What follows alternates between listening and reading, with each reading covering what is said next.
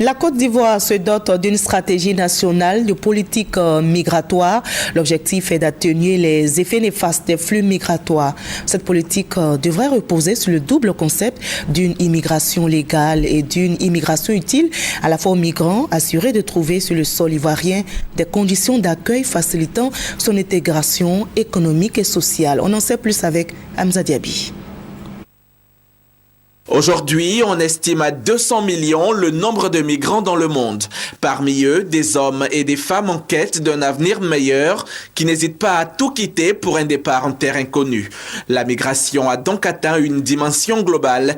Aucun pays n'y échappe, même les plus isolés. Elle est le corollaire des échanges et de l'ouverture qui caractérisent la société actuelle et répond aux besoins de main-d'œuvre, d'apport d'investissement, les connaissances et le transfert de technologies indispensables au développement des hommes et des États.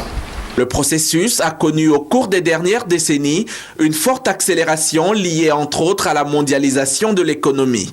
Cependant, elle n'est pas sans conséquences. La Côte d'Ivoire, qui n'échappe pas au phénomène, prend ses dispositions. S'il est certain qu'une immigration ordonnée peut être considérée comme un facteur positif de développement des pays d'origine et des destinations des migrants, il est aussi non régulé, peut-être la source de conséquences néfastes en termes de coûts sociaux, financiers et politiques pour les migrants eux-mêmes, mais aussi pour les pays d'accueil.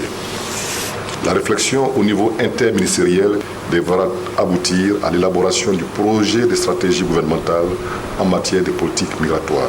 Ce séminaire, qui va durer 3 jours, vise donc à renforcer à tous les niveaux la coordination et l'efficacité de l'action gouvernementale.